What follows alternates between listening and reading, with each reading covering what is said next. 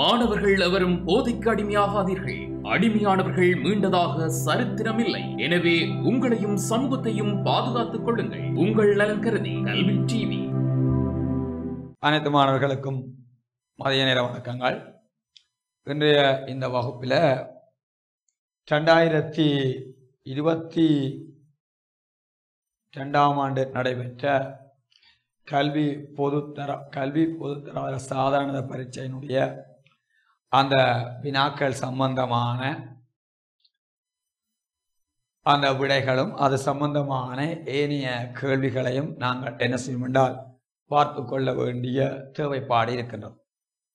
அந்த வகையில் பார்த்தீங்கன்னா ஒரு கல்வி பொதுத்தர சாதாரண பரீட்சையில் பகுதி 1, பகுதி 2, பகுதி 3 சொல்கிற 3 பகுதிகள் உள்ளடங்கி காணப்படும்.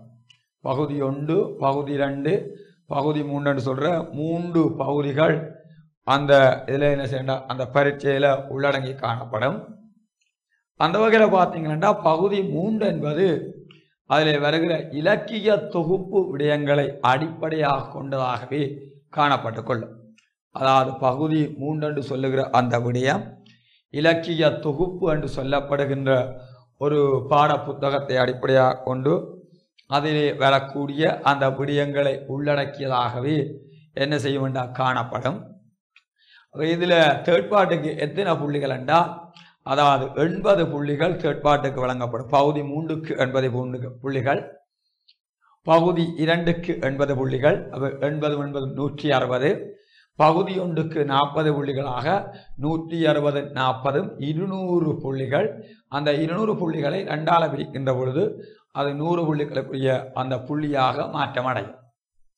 அவைக தேர்ட் பார்ட்டை பொறுத்தவரை நாங்கள் என்ன செய்யணும், பகுதி 3ஐ பொறுத்தவரையில் அந்த பகுதி 3ல் அதிகளவான புள்ளிகளை நாங்கள் பெற்றுக்கொள்ள வேண்டும் என்றால் அதில் என்ன மாதிரி என்றால் முதலாவது கேள்வியை பார்த்தீங்களென்றால் 10 குறுவினாக்களை அடிப்படையாக கொண்டதாக இருக்கும். ஒரு கேள்விக்கு 2 புள்ளிகள் படி, அதாவது அதில் 20 புள்ளிகள் வரும்.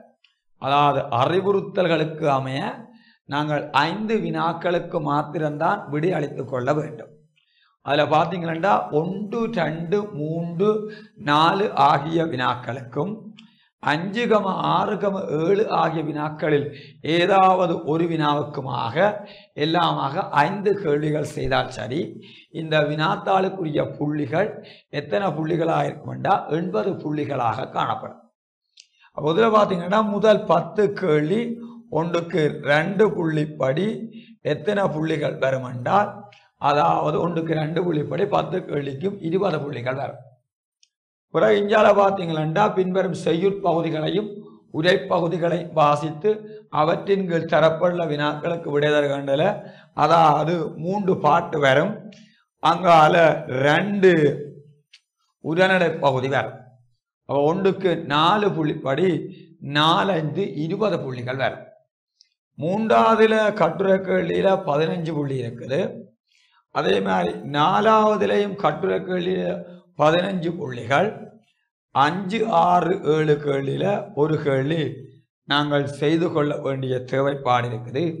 எல்லாமாக 5 வினாக்கள் மாத்திரம் நாங்கள் விடையளித்து கொள்ள வேண்டிய ஒரு பிரதானமான தேவைப்பாடு அதாவது இருக்கிறது. அதாவது பிரதானமான தேவைப்பாடு எங்களுக்கு என்ன செய்யறா உள்ளடங்கி இருக்கு சொல்றத விடாம. அதாவது 5 வினாக்களுக்கு மட்டும்தான் நாங்கள் என்ன செய்யணும் என்றால் விடை அளித்து கொள்ள வேண்டிய தேவைப்பாடு இருக்கிறது. முதல் குறுவினாக்கள் 10 கேள்வி வரும். 1க்கு 2 புள்ளி பாதி 20 புள்ளிகள் வரும். பிறகு 3 பாட்டு வரும். 3 பாட்டு, பிறகு 2 உரைநடை பகுதிகள். 1க்கு 4 புள்ளிப்படி 3 பாட்டு 2 5 வரும். 4, 5, 20. பிறகு இஞ்சால கட்டுரை கேள்விகள் 3 கட்டுரை கேள்விகளுக்கு நாங்கள் விடை அளித்தால் அங்கு போதுமானதாக இருக்கும். அப்போ இதில் பார்த்தீங்கன்னா சுருக்கமான விடை எழுதுக என்று சொல்லி போட்டு முதலாவது கேள்வி போட்டிருக்கிறான். 8 ஆணும் இரவாது தானிதழ் எத்துணையும் ஆற்றலின் இது. அவ இது எதில வார பகுதி என்றால் 10ஆம் ஆண்டில் நீதி பாடல்கள் என்று சொல்லப்படுகின்ற ஒரு பிரதானமான ஒரு பாடப்பகுதி இருக்குது. 10ஆம் ஆண்டின் முதலாவது பாடமே நீதி பாடல்கள். அந்த நீதி பாடல்களில் இனியவை 40 என்று சொல்லப்படுகின்ற ஒரு இலக்கியம் இருக்குது. அது சங்கம் மருவிய காலத்தில் தோற்றம் பெற்றதாக சொல்லப்படுகிறது. பூதம் சேந்தனார் அந்த நூலின் ஆசிரியராக சொல்லப்படுகிறது. அதில் 40 வெண்பாக்கள் காணப்படுவதாகவும் குறிப்பிடப்படுகின்றது. அந்த வகையில் அதில் வார பாட்டு என்ன பாட்டு என்றால், கற்றார் முன் கல்வியுரைத்தல் மிக இனிதே, மிக்காரச் செய்தல் மிகமான முன்னினிதே, எட்டுணை யானும் இடவாது தானிதழ் எத்துணையும் ஆற்றலில். இதுதான் இந்த பாடல். அதாவது கற்றார் முன் கல்வியுரைத்தல் மிக இனிதே, மிக்காரச் செய்தல் மிகமான முன்னினிதே, எட்டுணை யானும் இடவாது தானிதழ் எத்துணையும் ஆற்றலினிது. அதாவது இதில் சொல்லப்படுகிறது, கற்றார் முன் கல்வி உரைத்தல் மிக இனிதே. கல்வி கற்றவர்களின் முன்பாக தான் கற்ற கல்வியை எடுத்துரைத்தல் மிகவும் சிறப்புக்குரியதாக சொல்லப்படுது. கல்வி கற்றவர்களின் முன்பாக தான் கற்ற கல்வியை எடுத்துரைத்தல் மிகவும் சிறப்புக்குரியது. அடுத்த சொல்லப்படுது, மிக்காரச் செய்தல் மிகமான முன்னினிதே.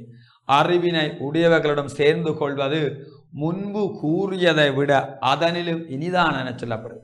அறிவினை உடையவர்களிடம் சேர்ந்து கொள்ளுதல் முன்பு கூறியதை விட மிகவும் இனிதானது என சொல்லப்படுது. அடுத்தது சொல்லப்படுகிறது, அதாவது எட்டுணை அண்டா எள் அளவும், அதாவது எள் அளவு கூட பிறரிடமிருந்து நாங்கள் பெற்றுக்கொள்ளாது, எள்ளளவு கூட யானுமண்டா நானும் பிறரிடமிருந்து யாசித்து பெற்றுக்கொள்ளாது, அவர்களுக்கு இயன்ற வரையில கொடுத்தல், எத்துணையண்டா எல்லா வகையிலும் ஆற்றல் பொருந்திய இனிமையான செயல்கள் என்று குறிப்பிடப்படுகிறது. சொல்ற அர்த்தத்தை விளங்கணும். கல்வி கற்றவர்களின் முன்பாக தான் கற்ற கல்வியை எடுத்து கூறல் மிகவும் இனியது. அடுத்தது, அறிவினை உடையவர்களிடம் சேர்ந்து கொள்வது முன்பு கூறியதை விட இனிதானது என சொல்லப்படுகிறது. பிறரிடமிருந்து எள்ளளவு கூட நாங்கள் என்ன செய்யாதண்டா பெற்றுக்கொள்ளாது, பிறரிடமிருந்து எள்ளளவு கூட என்ன செய்யாண்டா பெற்றுக்கொள்ளாது, அவர்களுக்கு ஈதலண்டா அவர்களுக்கு கொடுத்தல் எல்லா வகையிலும் ஆற்றல் பொருந்திய இனிமையான செயல்கள் ஆகும் என்று குறிப்பிடப்படுகிறது. இது எதில் என்றால் நீதி பாடல்ல வருகின்ற, அதாவது இனியவை 40 என்று சொல்லப்படுகின்ற அந்த இலக்கியத்திலிருந்து எடுக்கப்பட்ட ஒரு பாடலை அடிப்படையாக கொண்டு 2022 ஆண்டு வந்திருக்கின்ற என்னவாயிருக்கின்றால் கேள்வியாக இருக்கு. 2022 ஆண்டு நடைபெற்ற அந்த ஓயல் பரீட்சையில் வந்த தேர்ட் பார்ட்டில் வந்த முதலாவது கேள்வி, எட்டுணை யானும் இடவாது தான் இதழ் எத்துணையும் ஆற்றலின் இது. அதை கேட்ட கேள்வி என்னென்றால், எட்டுணியண்டா எள்ளளவு கூட ஜானும் இடவாதண்டா பிறரிடமிருந்து யாசித்து பெறாது, தான் ஈதலண்டா தான் அவர்களுக்கு கொடுத்தல், எத்துணியண்டா எல்லா வகையிலும் ஆற்றல் இனிதண்டா ஆற்றல் பொருந்திய இனிமையான செயல்களாக இருக்கும். எட்டுணியண்டா எட்டுணை என்பதை பிரித்தெழுதுக. அதாவது ஏழ் சக துணை என்பது சரியாக இருக்கும். எட்டுணையை பிரித்தால் ஏழ் சக துணை என்பது மிகவும் பொருத்தமாக இருக்கும். ஏனென்றால், அதாவது கல்வி கற்றவர்களின் முன்பாக தான் கற்ற கல்வியை எடுத்து குரல் மிகவும் இனியது. அறிவினை உடையவர்களிடம் சேர்ந்து கொள்வது முன்பு கூறியதை விட இனிதானதாக இருக்கும். பிறரிடமிருந்து எள்ளளவு கூட, அதாவது பெற்றுக்கொள்ளாது அவர்களுக்கு நாங்கள் கொடுத்தல் எல்லா வகையிலும் ஆற்றல் பொருந்திய இனிமையான செயல்களாக இருக்கும். எத்துணை என்பதன் பொருள் என்னதை குறிக்கண்டா எல்லா வகையிலும் என்ற அர்த்தத்தை குறிக்கும். அதாவது எத்துணை என்பது என்னதை குறிக்கொண்டால் எல்லா வகையிலும் என்ற அர்த்தத்தை வெளிப்படுத்துகின்றதாக இருக்கும். அப்ப இதுக்கு ஒரு புள்ளி, இதுக்கு ஒரு புள்ளி, எல்லாமாக எத்தனை புள்ளி என்றால், அதாவது 2 புள்ளிகள் கிடைக்கக்கூடிய, ஆனா கேள்விக்கு ஒரு புள்ளி, ஆவண்ணா கேள்விக்கு ஒரு புள்ளி, அவைக்கு 2 புள்ளிகள் இங்க கிடைக்கக்கூடிய வாய்ப்பு நிலைமை இருக்கு. 2வது பொதிகை வரையினில் கால் கொண்டு வன்கவிதை.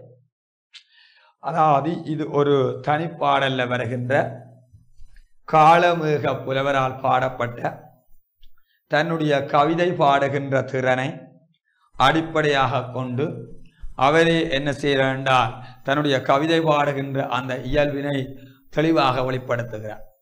களியும் பிழை பொருள் தள்ளி நன்னூலாம் கடலில் உண்டு வழியும் பொதிகை வரையில் கால் கொண்டு வன் கவிதை மொழியும் புலவர் மனத்தை இடித்து முழங்கி மின்னி பொழியும் படி கவி காலமேகம் புறப்பட்டது. விளக்கத்தக்க பொற்புடைகள் எல்லாவற்றையும் விளக்கி கடல் போன்ற நல்ல நூல்களை அறிவுக்கு ஏற்றபடி கற்று, அதாவது விளக்கத்தக்க பொறுத்தவர்கள் எல்லாவற்றையும் விளக்கி கடல் போன்ற நல்ல நூல்களை அறிவுக்கு ஏற்றபடி கற்று தவழ்ந்து வருகின்ற அந்த பொதிகமலையின் தென்றல் காற்றை துணியாக கொண்டு வன்கவிதை என்றால் அழகுமிக்க கவிதைகளை பாடுகின்ற புலவர்களின் ஆகாயமாகிய மனத்தை ஏறி இடி போல இடித்து மின்னலை போல மின்னி மழை பொழிவதை படியாக கவி பாடுகின்ற அந்த காலமேக புலவர் புறப்பட்டு விட்டார் என குறிப்பிடப்படுகிறது. இது ஒரு பாட்டு. அடுத்தொரு பாட்டு இருக்குது. ஆடிக்குட தடையும் ஆடும் போது இடையும் மூடி திறக்கின் முகங்காட்டும் ஓடி மண்டை பற்றில் பரபரையனும் பாரில் பின்னாக்கு உண்டா உற்றுடு பாம்பு எள்ளெனவே ஓதும். இதுல பாம்புக்கும் எள்ளுக்குமான அந்த சிலேடைத்தன்மை இந்த பாடல்ல குறிப்பிடப்படுகிறது. பாம்பானது படமு எடுத்து ஆடியபடி குடத்துக்குள் சென்றடையும். படம் எடுத்து ஆடுகின்ற போது இசென்ற சத்தத்தோட இடையும். குடத்தினுடைய மூடிய திறந்தால் பாம்பு தலைநெட்டி முகத்தை வெளியே காட்டும். பாம்பினால கடியுண்டவர்களுக்கு விஷமானது உடலில் ஏறி தலைக்கு ஏறி தலை பரபரக்கும். பாம்புக்கு பிளவுபட்ட நாக்கு காணப்படுகின்றது என குறிப்பிடப்படுகிறது. அடுத்தவர் சொல்லப்படுகிற எள்ளுக்கு எள்ளானது செக்கில் ஆட்டப்பட்டு குடத்தில் எடுத்து வைக்கப்படும். எள்ளை செக்கிலிட்டு ஆட்டுகின்ற போது இறைந்து சத்தம் உருவாக்கும். அதாவது எள்ளினுடைய அந்த குடத்தினுடைய மூடியை திறந்தால் நல்லெண்ணெயில் எமது முகமானது காட்டப்படும். அடுத்தது சொல்லப்படுகிறது, அதாவது நல்லெண்ணெயை நாங்கள் தலையில பூசுகிற போது அல்ல தடவுகின்ற பொழுது தலை பரபர என்ற ஒரு குளிர்ச்சி தன்மையை அடையும் என்று சொல்லப்படுகிறது. அடுத்தது சொல்லப்படுகிறது, எள்ளினுடைய இறுதி வடிவமாக விளங்குவது பின்னாக்காக அமையும் ஆடு மாடுகள் என்பவற்றுக்கு வைக்கப்படுகிற தீவனம் என்று குறிப்பிடப்படுகிறது. கேட்ட கேள்வி என்னென்றால், உங்களுக்கு அது முதலாவது பாடலை அடிப்படையாக கொண்டு வருகிறது. களியும் பிழை பொருள் தள்ளி நன்னூலாம் கடலில் உண்டு வழியும் பொதிக வரையில் கால் கொண்டு வன்கவிதை மொழியும் புலவர் மனத்தை இடித்து முழங்கி மின்னி பொழியும் படி கவி காலமேகம் புறப்பட்டது. பொதிகை என்பது யாது கண்டால், பொதிகை என்பது ஒரு மலை என்பதை குறிக்கிறது. பொதிகை என்பது யாதென்றால், அதாவது மலை என்னுடைய பெயர் தான் பொதிகை என்று சொல்லப்படுகிறது. அகத்திய மாமுனிவர் தங்கியிருந்த ஒரு மலையாக குறிப்பிடப்படுகிற மலை என்ன மலையாக இருக்க வேண்டால் பொதிகை மலை என்று சொல்லப்படுகிறது. சங்க காலத்தில் வாழ்ந்த ஒரு புலவர்களில் அகத்தியர் என்று ஒரு ஆளை நான் குறிப்பிடுகிறோம். அவரால் எழுதப்பட்ட இலக்கண நூலுக்கு பேர் அகத்தியம் என்று சொல்லப்படுகிறது. சங்க காலத்தில் வாழ்ந்த அகத்தியர் அதாவது பொதிகை மலையிலே தங்கியிருந்ததாக குறிப்பிடப்படுகிறது. பொதிகை என்பது யாது என்றா என்னத்தை குறிக்கிறா? மலை என்பதை குறிக்கிறது. கால் கொண்டு என்பதை விளக்குக. அதாவது பொதிகை மலையிலில் கால் கொண்டால் காற்றினை துணை ஆக கொண்டு. கால் கொண்டா என்னத்தை குறிக்கிறென்றால், அந்த பொதிகை மலையிலிருந்து வருகின்ற அந்த கால் என்பதன் அர்த்தம் என்னென்றால் காற்றினை துணியாக கொண்டு. ஏன் அகத்திய மாமுனிவர் ஒரு தமிழுக்கு சிறப்பு அளப்பெரிய பணிகளை ஆற்றியுள்ளார். அந்த அகத்திய மாமுனிவர் தங்கியிருந்த அந்த மலைக்கு பேர் பொதிகை மலை. அந்த பொதிகை மலையிலிருந்து வருகின்ற அந்த காற்றை நாங்கள் துணியாக கொண்டு என்று சொல்லப்படுகிறது. இதனூடாக என்ன வெளிப்படுத்தப்படுது என்றால், அதாவது அவர் இருந்த மலை என்றபடியால் அந்த மலையில இருந்து வருகின்ற அந்த காற்றும் தமிழ் தன்மை உடைய தமிழ் வாசனையை உடைய ஒரு தன்மையாக இலக்கும் என்பது இந்த வரியின் ஊடாக வெளிப்படுத்தப்படுகிற ஒரு செய்தியாக இருக்கின்றது. அடுத்தது சொல்லப்படுகிறது என்னென்றா ஞாபகப்படுத்துங்கோ. இது நாட்டார் பாடல் என்று சொல்லப்படுகின்ற ஒரு பாடப்பரப்பிலிருந்து வருகின்ற கிழக்கு இலங்கையை பிரதிநிதித்துவப்படுத்துகின்ற ஒரு காதல் பாடலாக இருக்கிறது. ஆசை கிளியே என்ற ஆசியத்து உம்மாவே ஓசை குரலால உங்க உம்மாவை கூப்பிடுங்கோ. கடலே இறையாதே காற்றே நீ வீசாதே நிலவே எறியாதே என் நீலவண்டு போச்சேரு மட்டும் மாமி மகளே என் மருதங்களி வங்கிசமே ஏலங்கிராம்பே உன்னை என்ன சொல்லி கூப்பிடட்டும். சொல்ற விளங்கிட்டா? கைவிடுவேன் என்றெண்ணி கவலைப்படாதே கண்ணா, அல்லாமேலானே உன்னை அடையாட்டி காட்டுப்பள்ளி என்று அந்த வருகின்ற ஒரு பாடல் காவற்பரனில் கண்ணுறங்கும் வேளையில் கண்ணான மச்சி வந்து காலூன்ற கண்டேன் என்று சொல்லப்படுறது. அதாவது அந்த தலைவன் என்ன செய்யறான்டா, தலைவியினுடைய அந்த சம்மதத்தினை அந்த இணக்கப்பாட்டினை எதிர்பார்த்து காத்திருக்கின்ற தன்மையில வருகின்ற ஒரு காதல் பாடலாக காணப்படுகிறது. கிழக்கிலங்கையை பிரதிநிதித்துவப்படுத்துகின்ற ஒரு சிறந்த ஒரு காதல் பாடலாக இருக்கிறது. அதாவது இஸ்லாமிய மதத்தை பின்பற்றுகின்ற முஸ்லிம் மக்களினுடைய பண்பாட்டு கோலங்களை வெளிப்படுத்துகின்ற ஒரு சிறந்த ஒரு நாட்டார் பாடலாக இந்த நாட்டார் பாடல் அமைந்துள்ளது. காவற்பரனில் என்றால் அந்த காவலன் என்ன செய்யறான், அந்த காதலன் காவலுக்காக இருக்கின்ற அந்த உயரமான பரணி காவற்பரனில் கண்ணுறங்கும் வேளையில் என்றால் அவர் நித்திரை செய்கின்ற அந்த வேளையில் கண்ணான மச்சி, அதாவது கண்ணுக்குள்ள இருக்கின்ற அந்த மச்சால் கண்ணான மச்சி வந்து காலூன்ற கண்டேன் என்று சொல்லப்படுகிறது.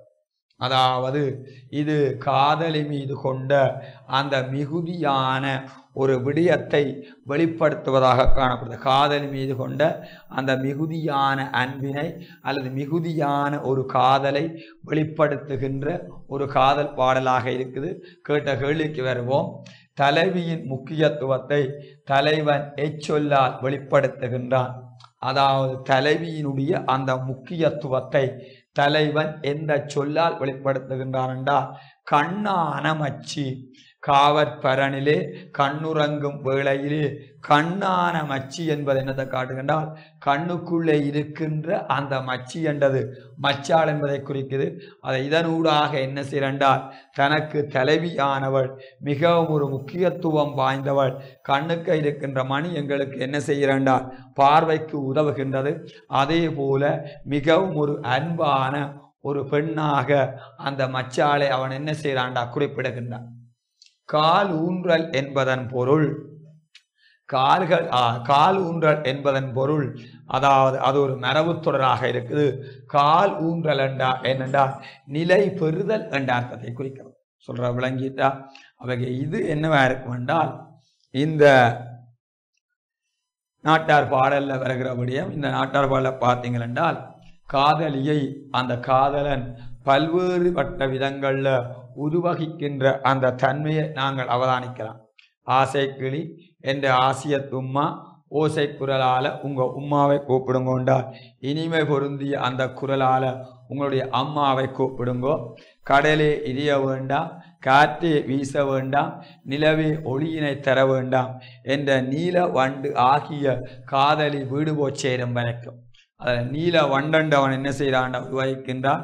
கடல் எரிய வேண்டாம் என்று சொல்றான், காற்று வீச வேண்டாம் என்று சொல்றான், நிலவு நீ ஒளியினை தர வேண்டாம் என்னுடைய நீல வண்டாகிய காதலி வீடு போச்சேரும் வரைக்கும். மாமி மகளே என் மருதங்களி வங்கிசமே ஏலங்கராம்பே உன்னை என்ன சொல்லி கூப்பிடட்டும். அதாவது மாமி அத்தையினுடைய மகளே, என்னுடைய மருத நிலத்திலே இருக்கின்ற கிளி போன்ற நெருக்கமான குடும்ப உறவு பெண்ணே. அடுத்தது வாசனை திரவியங்கள் உன்னை ஏலக்காய் என்று சொல்றதா அல்லது கராம்பு என்று சொல்றதா, எவ்வாறு சொல்லி உன்னை அழைப்பது. கைவிடுவேன் என்று எண்ணி கவலைப்பட வேண்டாம் கண்மணியே, உன்னை காதலித்து உன்னை நீங்கி விடுவேன் என்று எண்ணி கவலைப்பட வேண்டாம் கண்மணியே. இதை இறைவனாகிய அல்லாவின் மீது ஆணையாக சொல்லுகின்றேன். உன்னை அடையாட்டி என்றால் உன்னை திருமணம் செய்யாவிடில் என்னுடைய உடலிலிருந்து உயிர் பிரிந்து காட்டுப்பள்ளி என்று சொல்லப்படுகிற மயானத்திற்கு உடல் எடுத்து செல்லப்படும். சீனத்து செப்பே, சீன நாட்டிலிருந்து வந்த செப்பே, என் சிங்கார பூ நிலவே என்றால் என்னுடைய அழகான பூத்த நிலவே, வானத்தை பார்த்தென்றால் ஆகாயத்தை பார்த்து மச்சால் நீ என்னத்திற்காக வாடுகின்றாய், என்ன காரணத்திற்காக அல்லது என்னத்திற்காக வாடுகிறாய். ஓதி படிச்சென்றால் நன்றாக படித்து நன்றாக திருக்குர்ஆன் முதலிய அந்த புனித நூல்களை படித்து ஊரிலே உள்ளவர்கள் புகழும்படி வாழ்ந்தாலும், ஊரிலே உள்ள மனிதர்கள் உன்னை புகழும்படி வாழ்ந்தாலும், ஏழைக்கு செய்தீங்கி என்றால் ஏழை பெண்ணை காதலித்து அந்த ஏமாற்றுகின்ற அந்த தீமையான வேலையை அல்லாஹ் என்று சொல்லப்படுகிற இறைவன் ஒரு எள்ளளவும் கூட வந்தால் ஒரு சிறிதளவும் கூட ஏற்றுக்கொள்ள மாட்டார். காவற்பரனிலே காவலுக்காக இருக்கின்ற அந்த உயரமான மேடையில் கண்ணுறங்குகின்ற வேளையிலே அந்த நித்திரை செய்கின்ற வேளையிலே கண்ணான மச்சி வந்து கண்ணான மச்சி என்றா கண்ணுக்குள்ள இருக்கின்ற அந்த மச்சால் வந்து கால் ஊன்ற கண்டேன் என்றா எனக்கு பக்கத்தில் நிலைபேறாக நிற்பதாக நான் கனவு கண்டேன். காசு தரட்டோ மச்சி, அதாவது காசு தரட்டோ, கதைத்து கொண்டு இருப்பதற்காக நான் வரட்டோ, யாரையாவது தூதாக அனுப்பட்டோ, தூது வர காட்டட்டோ, இப்போ சொல்கிளியே உன் சம்மதத்தை. காசை தரட்டா, கதைத்து கொண்டிருப்பதற்கு நான் வரட்டா, யாரையாவது தூதாக அனுப்பட்டா, இப்போது சொல்கிளியே உன்னுடைய சம்மதத்தினை அல்லது இணக்கப்பாட்டினை நீ எனக்கு சொல்வாயாக. ஒரு காதலன் தன்னுடைய காதலியிடம் பார்த்து அவளுடைய சம்மதத்தினை எதிர்பார்க்கின்ற அந்த தன்மையில் வருகின்ற ஒரு காதல் பாடலாக இருக்குது. கிழக்கு இலங்கையை பிரதிநிதித்துவப்படுத்துகின்ற ஒரு சிறந்த காதல் பாடலாக இருக்குது. இஸ்லாமிய மதத்தை பின்பற்றுகின்ற அதாவது முஸ்லீம் மக்களினுடைய வாழ்வியலை சொல்லுகின்ற பாடலாக இருக்குது. இதில் 4 பாடல்கள் இருக்குது. ஒரு பாடல் இது இந்த பாடல். அடுத்தது ஒரு பாட்டு இருக்குது, ஏற்பாடல் என்ற ஒரு பாட்டு இருக்குது. பட்டி பெருக வேணும் தம்பிரானே, பார்ப்பானை பொங்க வேணும் தம்பிரானே, மேளி பெருக வேணும் தம்பிரானே, மேதினியோர் வாழ வேணும் தம்பிரானே, நாடு தழைக்க வேண்டும் தம்பிரானே, நல்ல மழை பெய்ய வேணும் தம்பிரானே, ஏர் தழைக்க வேணும் தம்பிரானே, எல்லோரும் வாழ வேண்டும் தம்பிரான் என்று சொல்லப்படுது. பட்டி என்றால் மாடுகள் அடைக்கப்பட்ட தொகுதியானது பெருக்கமடைய வேண்டும். பால் வளமும் அரிசி வளமும் பெருகி அந்த பால் கொண்ட பானையானது பொங்க வேண்டும். உழவு தொழிலினால் கிடைக்கப்படுகிற செல்வமானது அதிகரிக்கப்பட வேண்டும். இதனால இந்த உலகத்தில் வாழுகிற மக்கள் எல்லோரும் நல்லபடியாக வாழ வேண்டும். நாடு தழைக்க வேண்டும் என்றால் நாட்டிலே உள்ள மக்களினுடைய வாழ்க்கை தழைக்க வேண்டும். விவசாய தொழில் சிறப்பாக நடைவதற்கு நல்ல மழை பெய்ய வேண்டும். கலப்பையை பயன்படுத்தி செய்யப்படுகின்ற அந்த உழவு தொழில் தழைத்தோங்க வேண்டும். இதனால இந்த உலகத்தில் வாழுகிற எல்லோரும் நல்லபடியாக வாழ வேண்டும் என குறிப்பிடப்படுகிறது. அடுத்தது சொல்லப்படுகிறது அறிவெட்டும் பாடல். வயலிலே நெற்கதிர்கள் முற்றி செம்மை நிறமாக காணப்படுகின்ற சந்தர்ப்பத்திலே, அதாவது வயலிலே நெற்கதிர்கள் முற்றி செம்மை நிறமாக காணப்படுகின்ற அந்த சந்தர்ப்பத்திலே, அதாவது என்ன செய்யறால் அறிவாள் என்று சொல்லப்படுகிற ஒன்றை பயன்படுத்தி அந்த நெற்கதிர்களை வெட்டுகின்ற சந்தர்ப்பத்தில் இளமையான வாலிபர்களுக்கு கண்ணூறு நாவூறு என்று சொல்லப்படுகின்ற 2 விதமான குற்றங்களும் அணுகாதிருக்க இறைவன் ஆகிய ஐயனாரிடத்து வேண்டப்படுகிறது. ஆற்றோடு ஆற்று நீர் அலைந்து வருமா போல், அதன் பிறகு புல்லு தொடர்ந்து வருமா போல், சேற்றோடு வெள்ளம் தெளிந்து வருமா போல், செங்கால் நாராயணம் மேய்ந்து வருமா போல், சினந்த அருவி வெட்டும் இளந்தாரி மாறை கண்ணூறு வராமல் காரும் ஐயனாரை.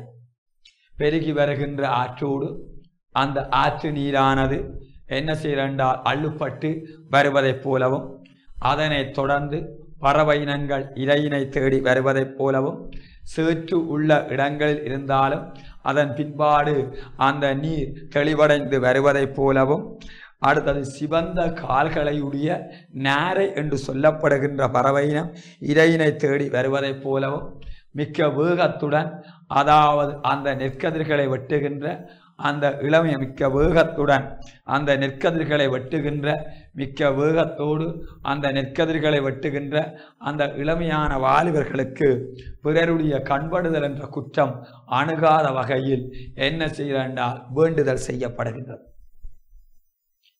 மட்டுருக்காலை அறிவாளை மடித்து மாவிலங்கன் பிடி சீவி இருக்கி வெட்டும் பிடிய சிறக்கவையை போட்டு வெள்ளி தகட்டினால் விரல் கட்டமிட்டு வளர்ந்தறி வெட்டும் இளந்தாரி மாறை நாவூறு வராமல் காரும் ஐயனாரே என்று சொல்லப்படுகிறது.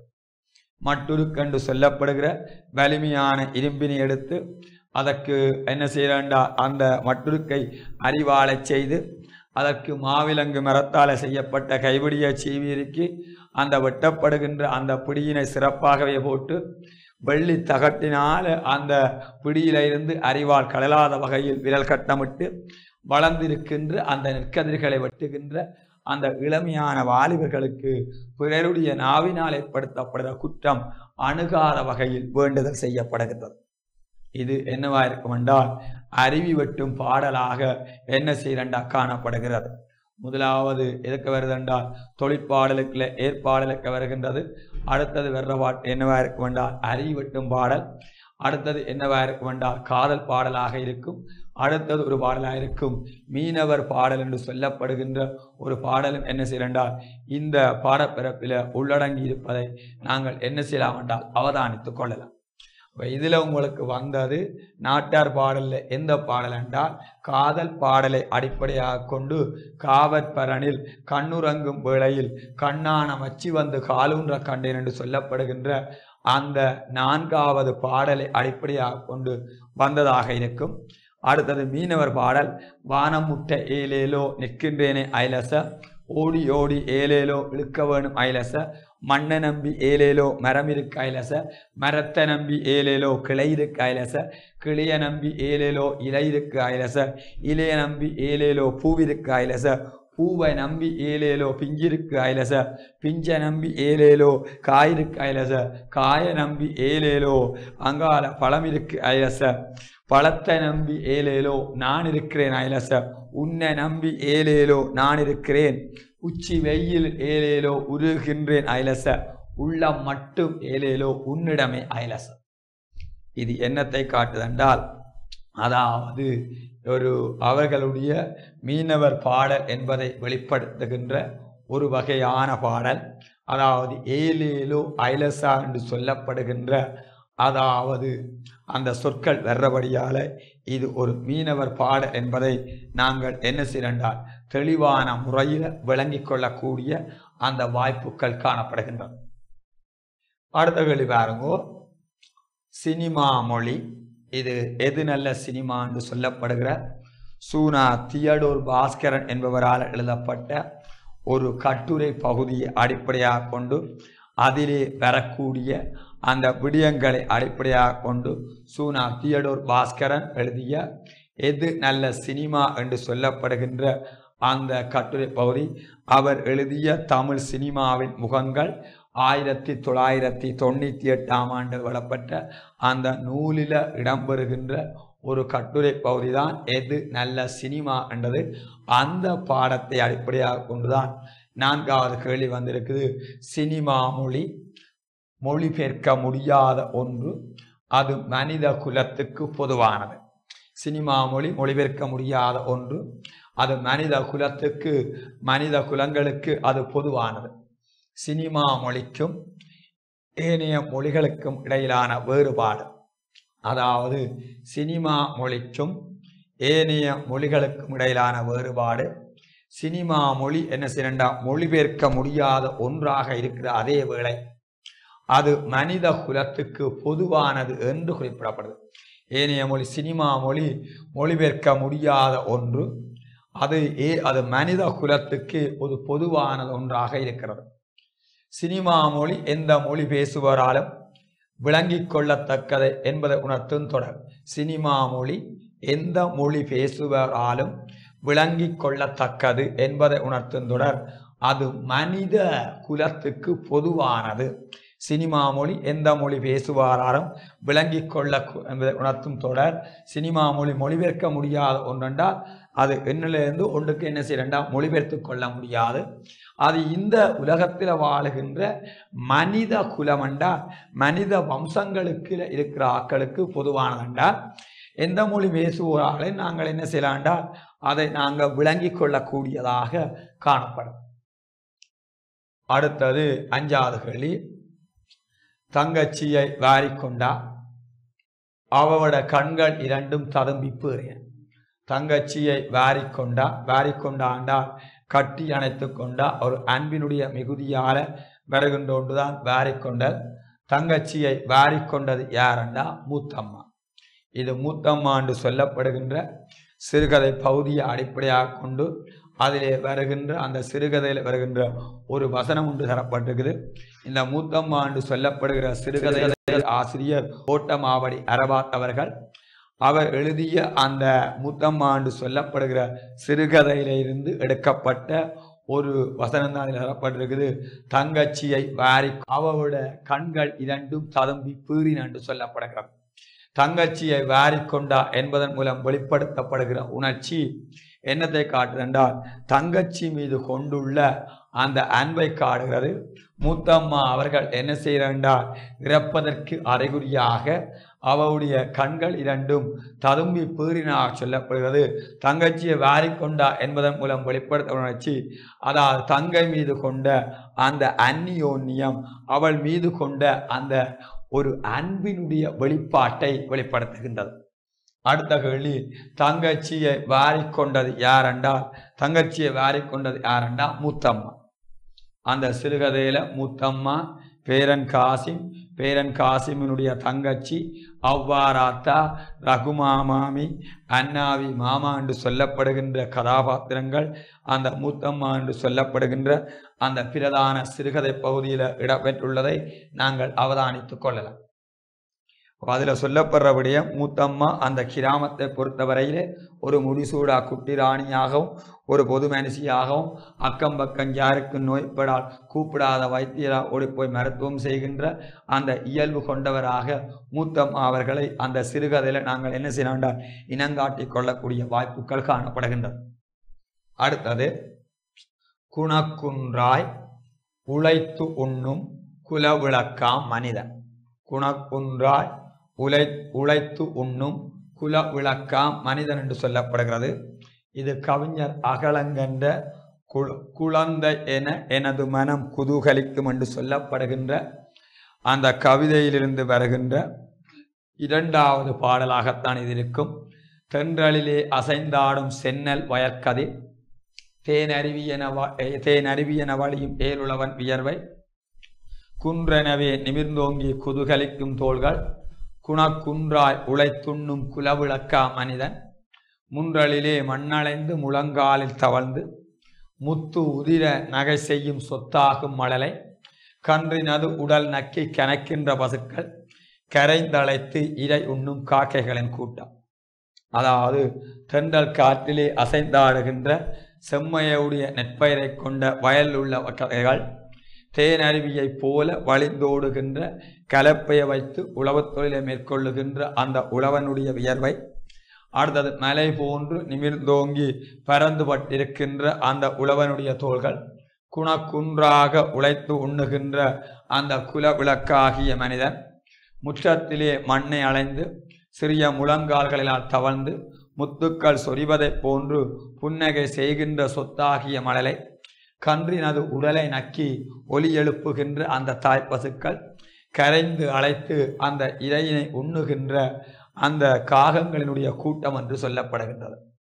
இது கவிஞர் அகலங்கனுடைய குழந்தை என எனது மனம் குதூகலிக்கும் என்று சொல்லப்படுகின்ற அந்த கவிதையில வருகின்ற இரண்டாவது பாடல். இந்த பாடல் முதலாவது பாடல், மாமரத்தின் கிளைகளிலே மந்தியினந்தாவி மாங்கனிகள் பறைத்துண்டு மகிழ்ந்து விளையாடும், பூமரத்தின் இலைகளிலே வண்டினங்கள் மோதி புது மலர்கள் கோதி ஆடும், பாமரத்தின் பாட்டிசைத்து பசுங்கூல்கள் கூவி பசுங்கிளிகள் உலகமுற பருவ இறை தேடும், சாமரத்தின் ஒப்பாக சிறகடித்து கூடி சதுர் ஆடும் மயில்கள் என கவி பாட வைக்கும் என்று வருகின்ற அந்த பாடல். அதில் கேட்ட கேள்வி ஏனென்றால், இங்கு மனிதனின் சிறந்த செயல்களாக கூறப்படுவது யார்? அதாவது மனிதன் செயல்கள் என்னென்றால், அவன் உழைப்பை நம்புகின்ற ஒரு இயல்பினை உடையவன். அதாவது குணக்குன்றாக உழைத்து உண்ணுகின்ற அந்த உழைப்பின் மீது நம்பிக்கை கொண்ட ஒரு விவசாய பெருமகனாக இருக்கின்றான். அடுத்தது குலவிளக்கு போன்ற மனிதன் என சொல்லப்படுது. குலவிளக்கு என்பது உருவகணி, குலவிளக்கா மனிதன் என்பது உவமையணி. குலவிளக்கு போன்ற அந்த மனிதன் என்று சொல்லப்படுது. உண்மையின்படி சத்தியத்தின்படி உழைத்து உண்ணுகின்ற அந்த சிறந்த பண்பினை உடைய ஒரு மனிதனாக இந்த கவிதையில மனிதன் குறிப்பிடப்படுகின்றான். அடுத்த கேள்வி கேட்டிருக்கான், குணக்குன்று என்பது என்ன அணி என்றால், குணக்குன்று என்பது என்ன அணி என்றால் உருவகணி, குணமாகிய குன்று. இதை உவமை அணிய மாற்றினால் குன்று போன்ற குணம் என்று அது அமைந்து கொள்ளும். அடுத்தது ஏழாவது கேள்வி, மூடருக்கும் பேடருக்கும் முதியோர் மெலியோர்க்கும் தேடு அரு நல் ரத்தினம் போல் தெரிவியரை சேர்த்து வரும், வீடுடைய கல்வி நலம் பெற்றிருக்கும் வாலிபரையாம் வேடு வரை வேட்போமோ, விளம்பாய் பசுங்கிளியே விரும்புவோம் சந்நியாசம் விளம்பாய் பசுங்கிளியே. இது தத்தை வீடு தூது என்று சொல்லப்படுகிற இலக்கியத்தில் வருகின்ற எத்தனையாவது பாடலாக இருக்கும் என்றால் மூன்றாவது பாடலாக இந்த பாடல் இருக்கும். தத்தை வீடு தூது என்ற நூலின் ஆசிரியர் தீனா தானா சரவணமுத்து பிள்ளை. இவர் இலங்கையில கிழக்கு மாகாணத்தில் திருகோணமலை என்று சொல்லப்படுகிற இடத்தை பிறப்பிடமாக கொண்டவர். இவரால் தத்தை வீடு தூது என்று சொல்லப்படுகிற செய்யுள் இலக்கியம் மட்டுமல்லாது முத்துக்குமார சுவாமி இரட்டை மணி மாலை, முத்துக்குமார சுவாமி ஊஞ்சல், வாகை மாலை, பிரிவாற்றாமை, காதலாற்றாமை, சரம கவி என்று சொல்லப்படுகின்ற ஏனைய செய்யுள் இலக்கியங்களையும் இயற்றியிருக்கின்றார். இவரால் மோகனாங்கி என்று சொல்லப்படுகின்ற அந்த வரலாற்று நாவலும் எழுதப்பட்டுள்ளது. அவரால் எழுதப்பட்ட ஒரு சிறந்த செய்யுள் இலக்கியம்தான் தத்தை வீடு தூதென்று சொல்லப்படுகிறது. காதலித்து தோல்வியடைந்த ஒரு காதலன் தன்னுடைய காதலியிடத்து கிளியினை தூது விடுகின்ற பாங்கில், தத்தை என்றா கிளி, கிளியினை தூது விடுகின்ற பாங்கில் பாடப்பட்ட ஒரு இலக்கியம்தான் எதாயிருக்கும் என்றால் தத்தை வீடு தூது. அதில் 33 செய்யுட்கள் காணப்படுகிறது. அதிலிருந்து தேர்ந்தெடுக்கப்பட்ட 14 செய்யுட்கள் இங்கே உங்களுடைய தரம் 11 பாடத்திட்டத்தில் உள்ளடங்கி இருக்குது. இதிலே தரப்பட்ட பாடல் எத்தனையாவது பாடலாக இருக்கின்றால் 3வது செய்யுளாக இருக்குது. மூடருக்கும் பேடருக்கும் முதியோர் மெலியோர்க்கு தேடுகரு நல் ரத்தினம் போல் தெரிவியரை சேர்த்து வரும். அதாவது முட்டாளுக்கும், பேடரெண்டால் அறியாமை உடையவருக்கும், முதியோரெண்டால் வயோதிபருக்கும், மெலியோரெண்டால் எளியோருக்கும் தேடுவதற்கு அரிய நல்ல ரத்தினத்தை போன்ற பெண்களை திருமணம் முடித்து வைப்பார்களோ. பெருமையினையுடைய பீடுடையவண்டா என்னண்டா பெருமையினையுடைய, கல்வியினுடைய நலமண்டா கல்வியினுடைய நன்மையை பெற்றிருக்கின்ற இளமையான வாலிபர்கள் யாம். அதாவது பெருமையினையுடைய கல்வியின் நன்மையை பெற்றிருக்கின்ற இளமையான வாலிபர்கள் யாம். அதாவது வேடு வரை வேட்போம் என்றால் கல்வி அறிவு அற்ற பெண்களை நாங்கள் விரும்புவோமோ அவ்வாறு எங்களுக்கு அதாவது பெண் கிடைக்கவில்லை என்றால் நாங்கள் என்ன செய்வோம் என்றால் துறவு வாழ்க்கையை அல்லது சந்நியாச வாழ்க்கையை வாழ்வோம் என்று காதலன் குறிப்பிடுவதாக தத்தை வீடு தூதில் 3வது பாடல்ல சொல்லப்பட்டிருக்கு. மூடருக்கும் பேடருக்கும் முதியோர் மெலியோர்க்கு தேடு அருநல் ரத்தினம் போல் தெரிவியரை சேர்த்து வரோ பீடுடைய கல்வி நலம் பெற்றிருக்கும் வாலிபர் யாம். வீடு வரை வேட்போமோ விளம்பாய் பசுங்கிளியே என்று சொல்லப்படுகின்ற அந்த 3வது பாடலை அடிப்படையாக கொண்டு வந்த கேள்வி பேடர் என குறிப்பிடப்படுது அறியாமையுடையோ. இங்கு பெண்கள் எவ்வாறு சிறப்பிக்கப்படுகின்றால் தேடுவதற்கரிய நல்ல ரத்தினத்தை போன்ற பெண்கள் என சிறப்பிக்கப்படுகிறார்கள். உவமை அணியின் வாயிலாக அவர்களுடைய சிறப்பு தன்மை வெளிப்படுத்தப்பட்டுள்ளது. இன்றைக்கு இவளா பகுதியுடனும் இந்த வகுப்பினை பூரணப்படுத்துகிறேன். மீண்டும் அடுத்த வகுப்பில் சந்தித்துக் கொள்ளலாம் என கூறி உங்களிடமிருந்து விடைபெற்றுக் கொள்கிறேன். நன்றி, வணக்கம். கல்வி டிவியில் புத்தம்புது நிகழ்ச்சிகளை உடனுக்குடன் பார்த்து மகிழ எமது Facebook மற்றும் YouTube பக்கத்தை லைக் செய்யுங்கள்.